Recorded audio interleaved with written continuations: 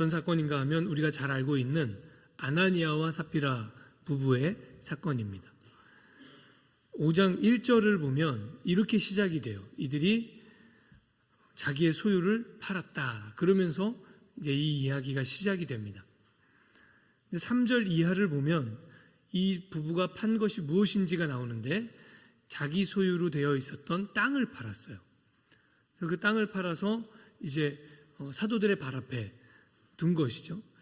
이 부부가 왜 그런 일을 했는지를 알고자 하면 그 바로 앞의 장면, 그러니까 4장의 마지막 부분을 보면 되거든요. 이 4장의 마지막 부분에 보면 한 사람의 이야기가 등장합니다. 짧게 등장합니다. 이렇게 나옵니다. 4장 36절 37절을 보면 구브로에서 난 레위족 사람이 있으니 이름은 요셉이라 사도들이 일컬어 바나바라 하니 그가 밭이 있음에 팔아 그 값을 가지고 사도들의 발 앞에 두니라. 아멘. 그러니까 바나바가 자기의 밭을 팔아서 사도들의 발 앞에 두는 그런 사건이 일어난 거예요. 너무 은혜가 되잖아요.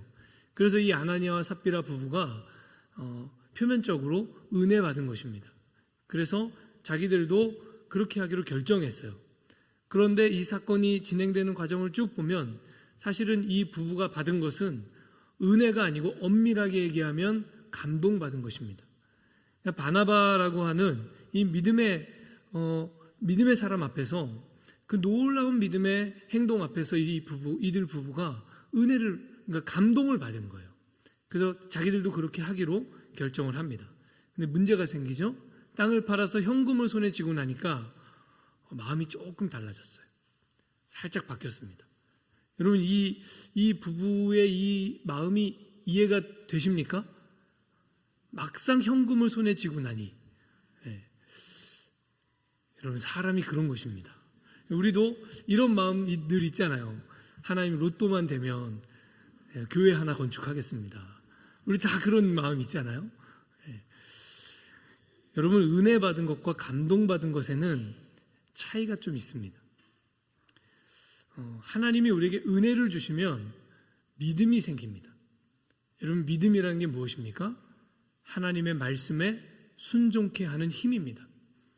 그러니까 정말로 은혜 받은 사람은 믿음과 순종으로 나아가게 되어 있습니다. 그런데 감동받은 사람은 조금 다릅니다. 처음엔 똑같을 수 있어요. 첫 행동은 똑같을 수 있어요. 그런데 감동받은 사람은 그 중간에 조금 달라집니다. 조금 틀어집니다.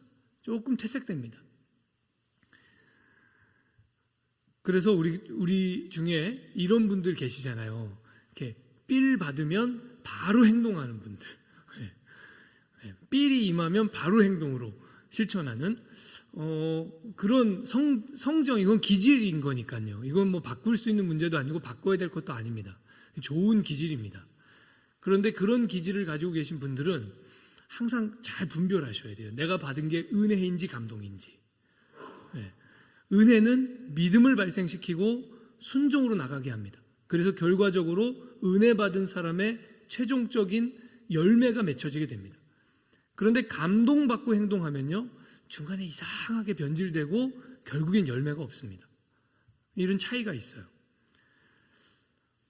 그래서 이 부부가 어떻게 합니까? 막상 현금을 손에 쥐니까 마음이 살짝 달라져서 감췄다는 거예요. 여러분, 그런데 좀 이상한 일이죠. 다 바쳐야 된다는 룰이 없어요. 반만 바쳐도 굉장히 믿음 있는 거 아닙니까? 여러분 중에 전 재산을 내 반을 뚝 떼어서 하나님께 바친다, 누가. 대단한 믿음이잖아요. 엄청난 믿음이잖아요. 그러니까 사실은 반만 바쳤어도 대단한 믿음이에요. 칭찬받을 만해요. 그런데 성경이 이들 부부에 대해서 얘기할 때 콕 집어서 얘기하는 표현이 있어요. 감췄다 하는 것입니다.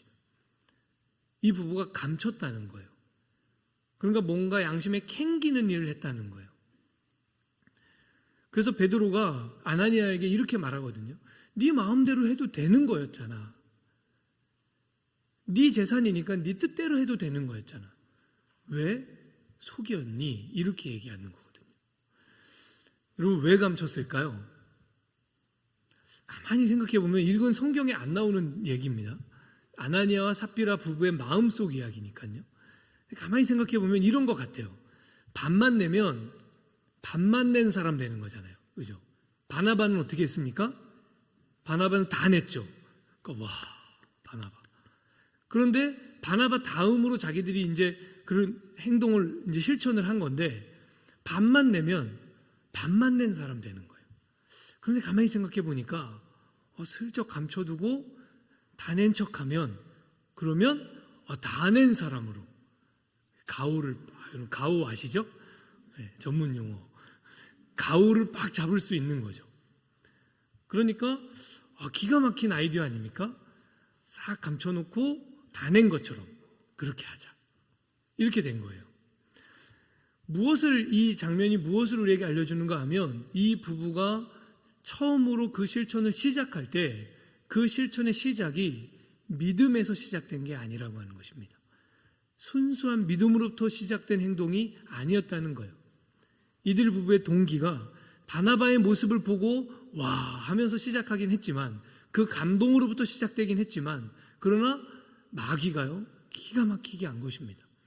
이 아나니아와 삽비라 부부의 이 행동을 할 만한 그 믿음의 근거가 이들 부부에게 없다는 것을 마귀가 기가 막히게 알았어요. 그래서 이들의 마음속에 무엇을 심어주는가 하면 다른 것을 탐하는 마음을 준 것이에요. 영광이요, 칭찬이요, 명성이요, 이런 것이 탐나기 시작했어요. 그래서 다 내야 되겠다, 다 내야 뭔가 가우도 잡고 영광도 받고 그럴 수 있을 것 같은데, 다 낼 만한 믿음이 없는 거예요. 그러니까 감추고 다 낸 척하자, 이렇게 된 것입니다. 그런데 정말 무서운 사건이 벌어지죠. 이 아나니아가 베드로 앞에서 죽어나갑니다. 자기 남편이 죽었다는 사실을 모른 채 삽비라가 또 찾아왔다가 또 거짓말을 하죠. 삽비라도 역시 베드로 앞에서 죽어나갑니다. 그런데 이 장면이 우리에게 조금 당혹스럽지 않으세요? 아무리 그래도 그렇지, 어떻게 하나님이 이렇게 하셨지? 어떻게 하나님이 이러실 수 있지? 나도 조금 실수하면 막 죽어나가고 가슴이 서늘해지지 않습니까? 여러분이 이 사도행전 5장의 아나니아와 삽비라 부부가 죽어나가는 이 장면을 이해하기 위해서는 하나의 중요한 이해가 필요합니다. 속죄제가 무엇인가 하는 이해가 필요합니다. 속죄제가 무엇인지를 분명히 알고 나면 왜 하나님께서 사도행전 5장에서 이 초대교회에 그런 일이 일어나게 하실 수밖에 없었는가 하는 것을 이해할 수 있게 됩니다. 속죄제에 대한 말씀을 레위기 4장에 나오는데, 이 레위기 4장에서 굉장히 주목해야 되는 표현이 하나 있어요. 그런데 흔히 그냥 싹 넘어가 버리는 표현입니다. 레위기 4장 안에 3번이 반복돼서 나오는 단어거든요. 근데 그냥 쓱 넘어가 버리고 말아요. 어떤 표현이냐 하면 부지중에라는 표현입니다. 13절에 한번 나오고 22절에 한번 나오고 27절에 한번 또 나와요. 부지중에. 여러분, 속죄제를 통해서 처리하는 죄는 우리가 짓는 모든 죄가 아닙니다. 부지중에 지은 죄입니다. 특별히 굉장히 구체적으로 언급되어 있는데 어떤 거냐면, 하나님의 계명이 있어요. 그런데 그 계명을 잘 이해하지 못했거나 아니면 잘 몰라서 부지중에, 그러니까 모르고 그 계명을 범한 거예요. 하지 말아야 될 것을 한 거예요. 이 경우에 모르고 하지 말아야 될 하나님의 계명을 범한 경우에 드려야 되는 제사가 속죄제입니다. 속죄제는 굉장히 구체적인 어떤 사안에 대한 제사예요. 그러니까 두루뭉실하게 죄를 해결하는 제사, 이렇게 이해할 수 없습니다. 그렇게 이해하기에는 표현이 굉장히 구체적이에요. 그래서 27절 말씀에도 보니까 이렇게 표현되어 있습니다. 4장 27절에 한 목소리로 읽겠습니다. 시작. 만일 평민의 한 사람이 허물이 있었는데, 아멘, 부지중에 했다는 거예요. 좀 이상하죠? 일부러 범한 죄가 더 큰 죄잖아요. 알면서 한 거. 그런데 왜 모르고 지은 죄 때문에 이렇게 중요한 제사법이 제정되었을까 하는 거예요. 왜 부지중에 지은 죄가 이렇게 중요한가? 그걸 알려면 이 제사의 절차들을 좀 이해할 필요가 있습니다. 4장 전체를 쭉 봐야 되는데 사실은 제가 요약해서 알려드릴게요. 4장 전체에는 속죄제를 드려야 하는 4가지의 경우를 얘기합니다. 죄를 누가 지었냐에 따라서 속죄제를 드리는 방법이 달라져요. 제사장의 죄, 온 회중, 그러니까 이스라엘 모든 백성이 지은 죄, 이 2가지는 거의 똑같은 동급으로 취급합니다. 그리고 족장의 죄, 그리고 평민의 죄, 이렇게 4파트로 나눠져 있습니다. 그런데 이 4파트 중에 중요한 부분은 뭐냐면 각각 제물을 처리하는 장소가 다르다는 거예요. 제사장의 죄와 온 회중의 죄, 이 2 경우에는 제물을 어떻게 처리하는가 하면 제물의 피를 받습니다. 그리고 그 피를 가지고 회막 안으로 들어갑니다. 성소 안으로 들어가는 거예요. 그리고 나서 성소와 지성소 사이를 가르고 있는 휘장이 있죠. 그 휘장에 그 피를 찍어서 7번을 뿌립니다. 그리고 그 휘장 앞에 있는 분향단 뿔에 그 피를 바릅니다. 그리고 남은 피는 다 가지고 다시 밖으로 나와요. 번제단 앞에 와서 그 남은 피를 전부 번제단 밑에 쏟습니다. 이게 제사장이 지은 죄, 그리고 온 회중이 지은 죄를 해결하는 방법이에요. 그리고 2번째로 족장이 지은 죄와 평민이 지은 죄, 이것은 피를 받습니다. 그리고 그 피를 번제단, 그러니까 성소 안으로 들어가지 않아요. 번제단 뿔에 바릅니다. 내 귀퉁이에 있는. 그리고 남은 피는 다 번제단 아래에 쏟아 붓습니다. 이게 피를 처리하는 방법이에요. 왜 장소가 다를까? 왜 각각의 장소가 다를까 하는 것입니다. 이런 거예요. 제사장이 자기에게 죄가 있는 줄을 모른 상태로 성소 안에 들어간 거예요. 왜요? 왜 그랬겠습니까? 부지 중에 죄를 지었거든요. 그러니까 모르고 지었거든요. 그러니까 자기에게 죄가 있는 것을 모른 상태로 성소 안에 들어가서 제사장의 책무를 한 거예요. 그 바람에 뭐가 더러워졌습니까? 성소가 더러워진 거예요. 그런데 족장이나 평민은 성소 안에 들어갈 수 있습니까? 없습니까? 없죠. 번제단까지밖에 나올 수가 없어요. 족장이나 평민이 죄를 지었을 때 부지 중에 지었기 때문에 죄가 있는지 모른 채로 번제단까지 나온 거예요. 번제단까지 왔어요. 그래서 번제단이 더럽혀진 것입니다. 그래서 이들의 죄를 해결할 때는 속죄제를 드릴 때 번제단에 그것을 드리는 것입니다. 그렇게 보면 사실은 속죄제는 죄를 지은 사람의 죄 자체를 해결하는 데 초점이 있지 않아요. 어디에 초점이 맞춰져 있냐면 이 죄를 지은 사람이 자기가 죄가 있는지 모른 채로 성막 안에 드나든 거예요. 그 바람에 성막이 더럽혀진 것입니다. 그 더럽혀진 성막을 정결케 하는 데에 이 속죄제의 의미가 있습니다. 그러니까 사실은 이 속죄제는요, 무엇을 깨끗하게 하는 것이냐? 성막을 깨끗하게 하는 거예요. 하나님의 은혜가 흘러 넘쳐야 되는, 하나님의 은혜가 이 이스라엘 모든 지파 가운데로 흘러가야 하는 이 성막, 이 성막에서 성막이 더럽혀져서 하나님의 은혜가 제대로 흘러가지 못하게 되는 것을 방지하기 위해서 제정된 제사가 바로 속죄제예요. 그래서 어떤 학자들은 속죄제라고 하는 이 명칭을 정결제라고 부르는 것이 훨씬 의미가 좋다, 이렇게 얘기하는 구약학자들도 있어요. 여러분, 성막이 더럽혀져 버리면 그 성막으로부터 흘러나와야 되는 은혜가 막혀버립니다.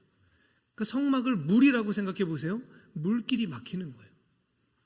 여러분, 물길이 막히면, 그 은혜의 물길이 막혀버리면 그러면 어떻게 될까요? 그 뒤에 어떤 일이 벌어질까요?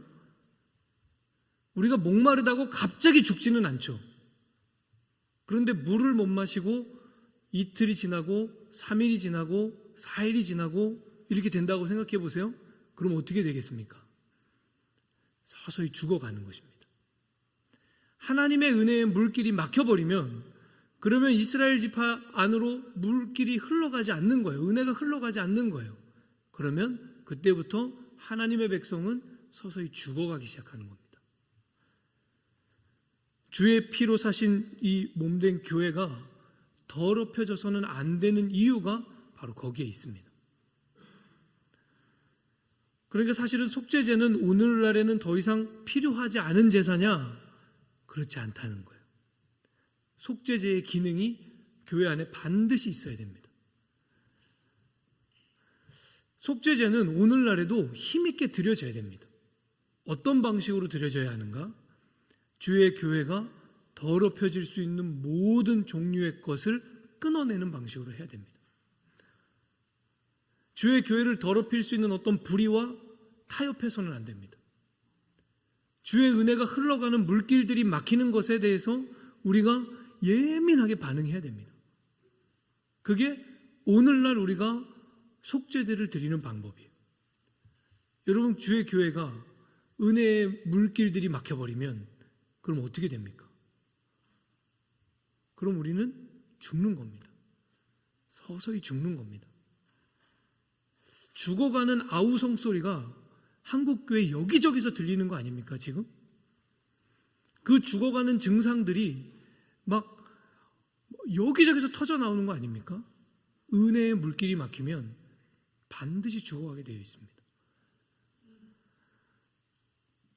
그래서 때로는 하나님의 놀라운 용서와 화해에 입각해서 우리가 때때로 우리 개인의 마음 속에 또 우리의 교제 속에 어떤 서운함이 끼어서 어떤 마음에 여러 가지 이렇게 서로 막 부딪히는 것들, 충돌되는 것들, 이런 것들이 껴서 은혜의 물길이 막힐 때가 있잖아요. 그럴 때 우리를 용서하신 하나님 아버지의 그 놀라운 용서와 화해 앞에 우리가 그걸 다 풀어놔야 됩니다. 그래야 은혜의 물길이 막히지 않아요. 교회 안에 하나님의 임재가 끊어지지 않도록 불의와 타협해서는 안 됩니다. 여러분, 교회가 불의와 타협하는 일이 없다고 우리가 얘기할 수 있습니까? 얘기할 수가 없어요. 불의와 타협합니다. 그러면 은혜의 물길이 막혀버립니다. 아나니아와 삽비라의 사건은 주께서 몸된 교회의 거룩과 정결을 지키기 위해서 행하신 일이에요. 그래서 사도행전 5장이 이 아나니아와 삽비라 부부의 사건을 기록하면서 아주 중요하게 강조하고 있는 표현이 있어요. 이 일을 경험한 초대교회가 크게 두려웠다는 거예요. 여러분, 두려워야 합니다. 하나님의 은혜의 물길이 막히는 것에 대한 두려움이 있어야 돼요. 하나님의 임재가 끊어지는 것에 대한 두려움이 있어야 돼요. 그러니까 그 사건을 본 초대교회가 그 일을 크게 두려워했다는 거예요. 두려워할 만하죠. 그 두려움을 가르치기 위해서 하나님께서 그 일을 행하신 거예요. 은혜가 흘러가야 하는 교회에서 은혜가 흐르지 못하도록 그 물길을 막는 행동들이 분명히 있습니다. 내 욕심을 채우기 위해서 은혜의 물길을 막아버릴 때도 있고요. 내 개인의 어떤 마음을 채우기 위해서 은혜의 물길을 막아버릴 때가 분명히 있어요. 여러분, 여기에 대해서 속죄제가 필요한 거예요. 철저한 회개가 필요합니다. 여러분, 우리가 언제든지 부지 중에 죄를 지을 수 있습니까? 없습니까? 인정하십니까? 그걸 인정하는 마음의 자세가 너무 중요합니다. 하나님 그렇습니다. 저는 언제든지 부지 중에 죄 지을 수 있는 사람입니다. 부지 중에 하나님이 기뻐하시지 않는 것을 얼마든지 할 수 있는 사람입니다. 이걸 인정하고 우리가 다 들어와야 돼요. 여기 주의 교회 안에 우리가 모일 때에 다 한 사람도 빠짐없이 그 사실을 인정하고 와야 돼요. 그 사실을 인정했다는 건 뭐냐면 교회 안에서 때로는 내 생각이 틀릴 수 있다는 걸 인정하는 것입니다. 때로는 내 행동이, 내 의견이 틀릴 수 있다는 걸 인정하는 것입니다. 은혜의 물길을 막을 수 있다는 사실을 염두에 두고 두려움으로 의견을 말하고 두려움으로 행동하고 그렇게 하는 것입니다. 그게 속죄제의 정신을 가지고 오늘날 교회가 함께 모이는 방법이에요. 여러분, 저와 여러분이 은혜의 물길을 막는 사람이 되지 않기를 주님의 이름으로 축원합니다. 큰일 납니다. 아나니아와 삽비라가 주의 몸된 교회에 은혜의 물길을 막을 뻔했기 때문에 그런 일이 벌어진 거예요. 여러분, 우리가 은혜의 물길을 막는 사람 아니라 어떤 사람 되면 좋을까요? 은혜의 물꼬를 트는 사람 되시기를 축원합니다. 막혀 있는 곳이 있다면 삽을 들고 찾아가서 곡괭이를 들고 가서 막 퍼내고, 그래서 은혜가 다시 흘러가도록 하는 그런 사람들. 여러분, 예수 그리스도께서 그 은혜의 물꼬를 트기 위해서 이 땅에 오신 것 아닙니까? 꽉 막혀서 누구도 하나님의 은혜를 경험하지 못하고 체험하지 못하는 그러한 현실 가운데 예수 그리스도께서 우리에게 찾아오신 것입니다. 그 은혜의 물꼬를 트기 위해서. 우리가 그렇게 주의 몸된 교회의 일원이 된 것입니다. 우리가 그렇게 주의 몸된 교회 안으로 초청되어 온 것입니다. 항상 교회 안에 하나님의 은혜가 막 그냥 앞뒤 좌우로 막 흘러갈 수 있도록 항상 물꼬를 트는 저와 여러분 될 수 있기를 주님의 이름으로 축원합니다. 우리 함께 찬양하겠습니다.